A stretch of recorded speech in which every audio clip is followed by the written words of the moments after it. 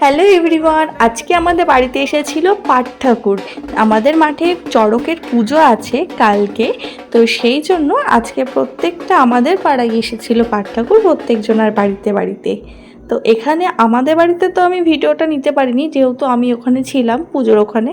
তাই আমি পাশের বাড়িতে গিয়ে ভিডিওটা করেছি, যাতে তোমাদের সাথে আমি একটু শেয়ার করতে পারি যে আমাদের এখানকার পাট ঠাকুর বা পাট পুজো কীরকমভাবে হয়। তো এখানে তোমরা দেখতেই পাচ্ছ, এটা কিন্তু ছোট পাট ঠাকুরটা ছিল, যেটা বড় সেটা আমাদের এদিকে আসেনি, সেটা অন্যদিকে গেছিল। আর আমাদের বাড়িতেও এসেছিল, কিন্তু আমরা ভিডিও নিতে পারিনি।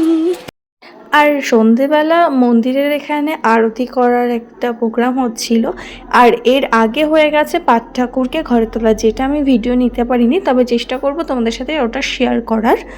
আর দেখা হচ্ছে তোমাদের সাথে নেক্সট কালকে চড়ক পুজোয়। টাটা।